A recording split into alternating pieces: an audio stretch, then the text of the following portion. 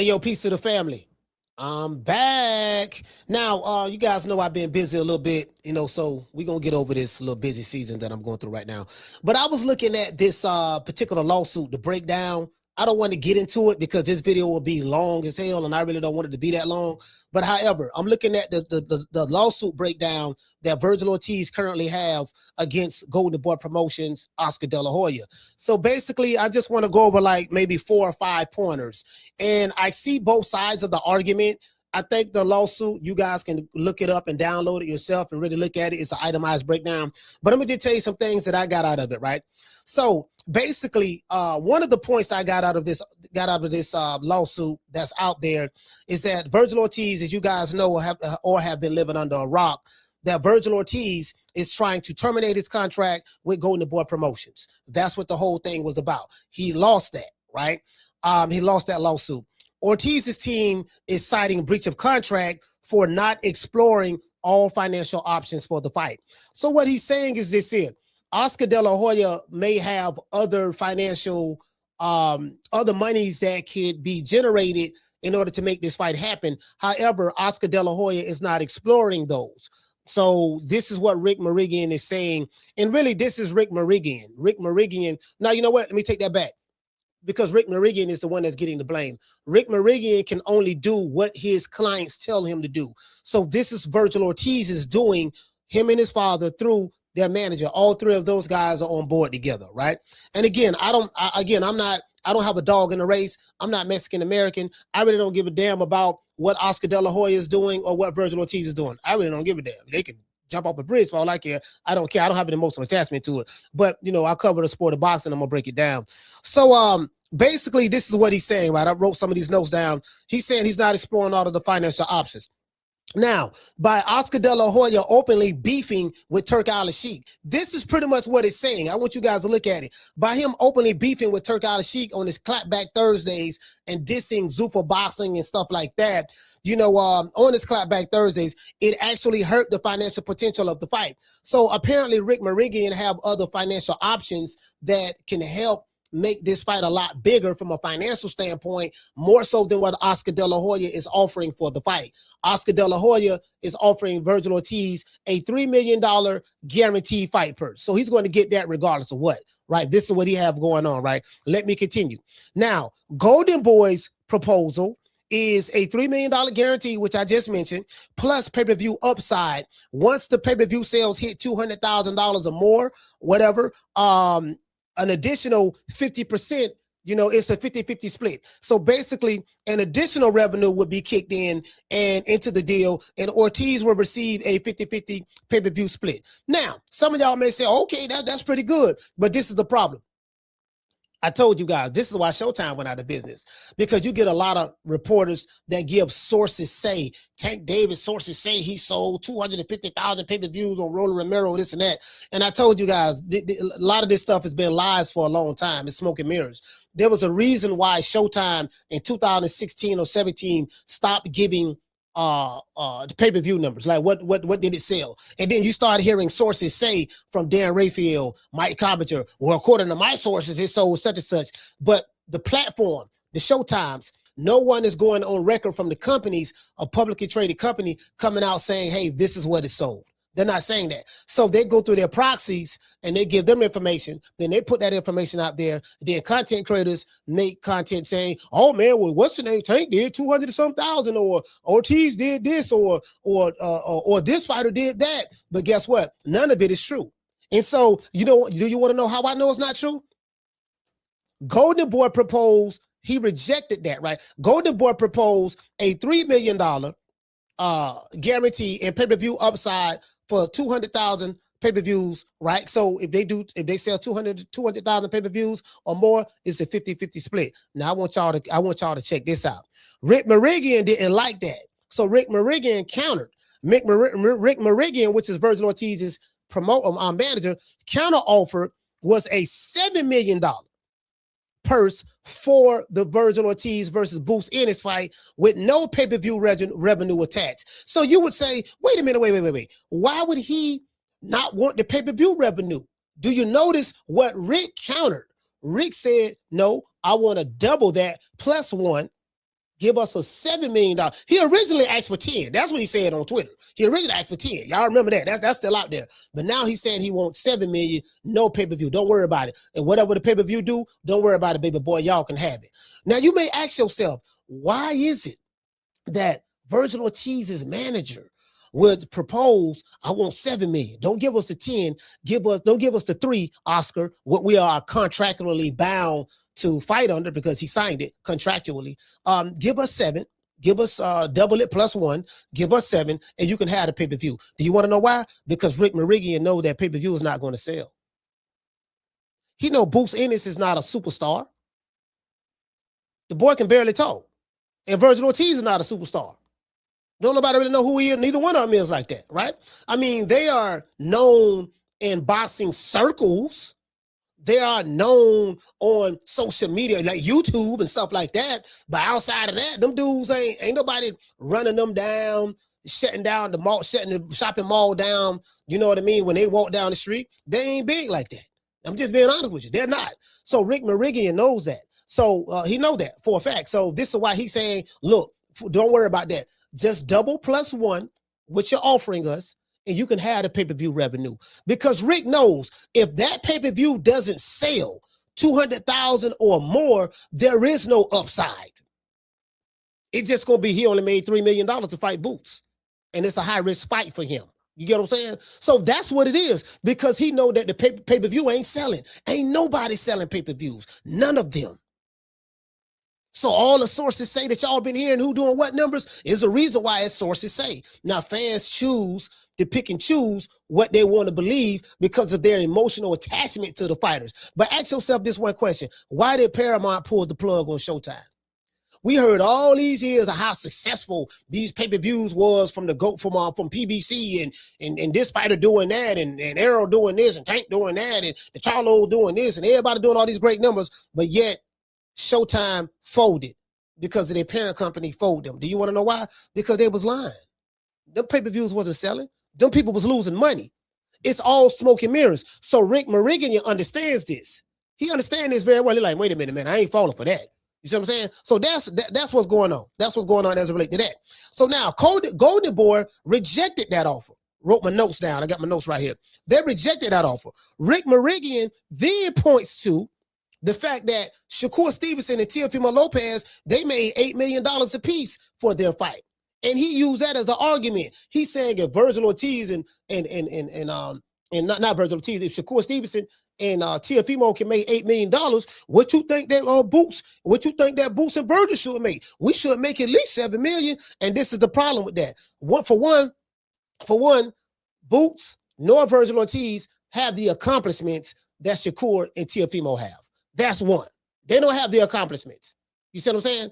Neither one of them are email champs. None of that. They don't have the accomplishments that those two fighters have. That's one. Two, Turki Al-Sheikh was involved in Teofimo and Shakur Stevenson getting paid the highest, the most money they've ever been paid in their life for a fight.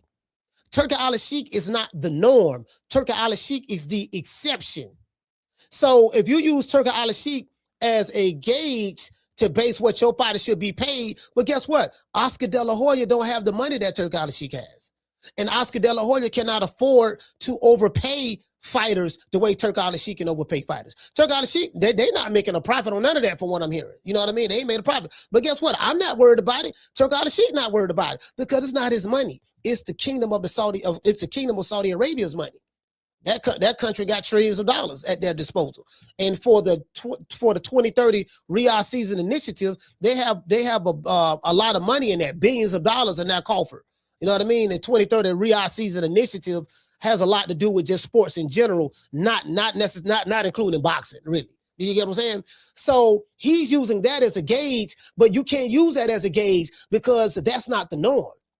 No promoter can afford to pay no fighter on the planet the type of money that Turki Al-Sheikh is paying. This is why fighters go over there and fight on Turki Al-Sheikh's card, because they're going to make way more money than what the promoter's making. He's paying 3-4 times more than what the promoter's making. A fight that a promoter normally pay you $2-3 million on, no doggone Turki Al-Sheikh is paying you 10, 11, 12 million, 8, 9, 10, 11, $12 million on. You get what I'm saying? So he can't use, so that's a flawed argument. So he's saying, I want to get out of the contract that you signed because, and you was happy with it at the time, because, we got opportunities to make more money. Now, I do get what he's saying as it relates to the Turki Al-Sheikh aspect. Earlier in this, I read about how Turki Al-Sheikh, not Turki Al-Sheikh, but how Oscar De La Hoya is openly beefing with other revenue streams like Zuffa Boxing. Well, Zuffa Boxing is backed by Turki Al-Sheikh and Peter Khan, right? They can afford to pay Vergil Ortiz and Jaron Ennis more money. They can afford to do that. But I don't even know if Turki Al-Sheikh wants to deal with Boots, because he tried to deal with him twice and Boots rejected him. And he went back to Eddie for the tune-ups. So if that's the case, then that might be dead in the water. Do you get what I'm saying? Now, Virgil Ortiz, his team, they don't have a problem with Turki Al-Sheikh. They have fought on Turki Al-Sheikh cards before. I think the Bull Chuck and a couple, maybe another fight or something of that sort. I'm not sure. So they love Turki Al-Sheikh the way he pays. Did you get what I'm saying? So that's the issue. By Turki Al-Sheikh coming in the game, disrupting the flow, the money of boxing, all of the fighters are looking at their promoters like, wait a minute, man. Now, you can't hit me with that. I'm going to give you 50% of the pay-per-view sales. That's that back-end stuff. That's that stuff PBC was doing. Yeah, baby boy, check it out. What I'm going to do, I'm going to give you a couple more dollars on the back end on the strength of the pay-per-view. Then they set your money up in escrow so well. Then you trying to get your money. I'll give me your money. You getting allowances every month or whatever. And don't get me wrong. No one is complaining. So everything was good over there. You get what I'm saying? But Rick Morigian, he understands, look, this fight ain't going to sell that. Don't nobody really know who my fighter is. We're making it seem like he's a mega star, but we know the truth. What we tell the public and what it is, you know what it is? Because they know the numbers. See, what they tell us, we don't know the numbers, but I know those numbers are not that good. You want to know how I know? Because why Rick Morigian didn't say, well, yeah, I take that because this fight gonna blow up. I take them 3 million, and then once we do 200, because I believe this fight gonna do 300,000-400,000 pay-per-view buys, so that's gonna be a lot of money on 50% on. That's gonna be a lot of money on the upside of the pay-per-view. He don't believe that the pay-per-view gonna sell that, and it's not. It's not.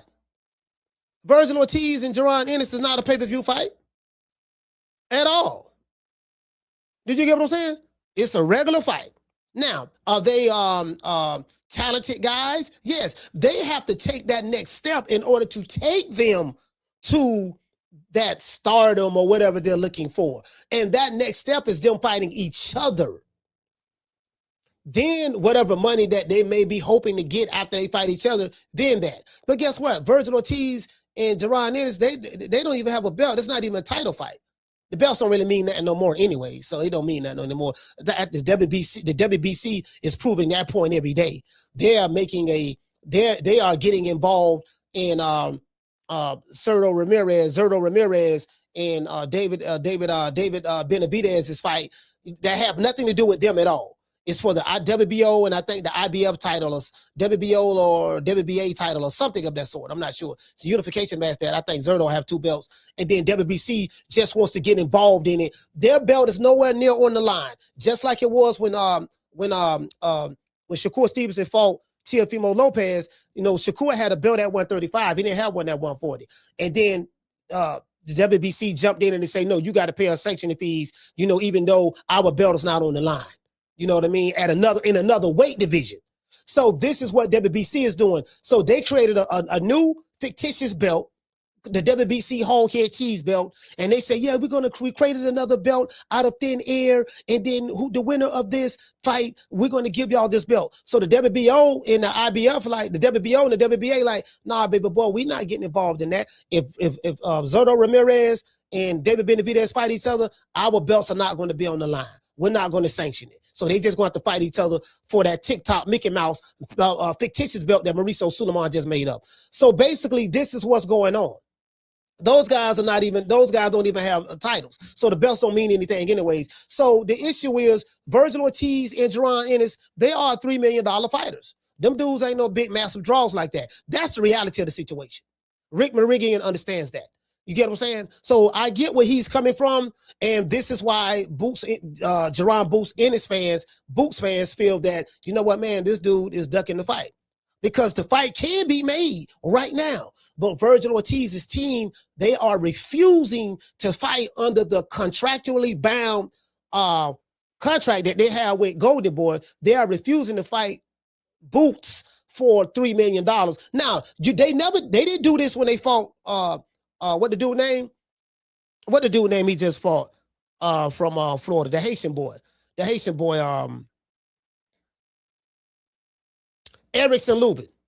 He didn't do this when he fought Erickson Lubin. You didn't hear nothing about Vergil Ortiz. You didn't hear anything about Rick Morigian. Oh, we want to sue Golden Boy because, man, we don't want these $3 million that we getting paid to fight doggone Erickson Lubin. You know what I mean? You didn't when they fought Lawson back in the day, when they fought Mighty Mo Hooker, you ain't never heard anything about them complaining about the $3 million they was getting paid. Only when they come to them fighting Jerron Ennis, now we complain about the $3 million. So this is why people on Boots end are looking at them as ducks. This is why, right? And I get that. You get what I'm saying? Again, I'm not team Boots nor team Vergil Ortiz. I don't give a damn about neither side. I promise you I don't. You get what I'm saying? But I'm just, this is why I'm able to look at it objectively, because I don't have an emotional attachment to neither one of these niggas, the Mexican nigga or the nigga from Philly, neither one of them. You get what I'm saying? So I understand where Rick is coming from. I don't agree with it. And I understand where Oscar is coming from. I get this. I kind of agree with Oscar on this one. Because if this is what you signed with me and this is the contract and you didn't have any problems with the money in the past, then, what's the problem now? And it's because of the risk of the fight. It's the risk of the fight. You get what I'm saying? So Rick Morigian is like, if my fighter get in the ring with Boots, I want to make sure it's worth his while, because it's a good chance that, this is the toughest guy that we have fought thus far. We don't know if we can beat him. So if he lose, we want to make sure we get fully compensated. Now, but it appears, though, that the reason why Rick Morigian wants more money is because he gets a bigger cut. Because by him being the manager, he's getting what, 30%, something of that sort. If he's getting 30%, then guess what? 30% of $7 million guaranteed is a lot more than 30% of $3 million. So you do the math on that. So really, he's kind of looking out for himself as well, in the name of I'm looking out for my fighter. But because you best believe he has a financial interest as well. If I can get, and now I will agree with Rick on this. Oscar De La Hoya, by him coming out openly, tearing down Turk Al-Sheikh, a guy who he does business with all the time, and tearing down other avenues who can finance the fight. Guess what? That is messing things up from a financial standpoint for Vergil. So unless Vergil gets away from Oscar, he's not going to have access to Turk Al-Sheikh anymore. So basically, that's what this is about. I hope I wrapped it up. It's a lot more that I can elaborate on, but this video will be an hour long, and I don't want to make it that long. Leave your comments below. Hate, like, share, and subscribe. I catch you guys on the next one. My motto: don't meet me there, beat me there. Peace. Man, I'm out of here, bro. Let's go. Man, I'm out of here, bro. Let's go.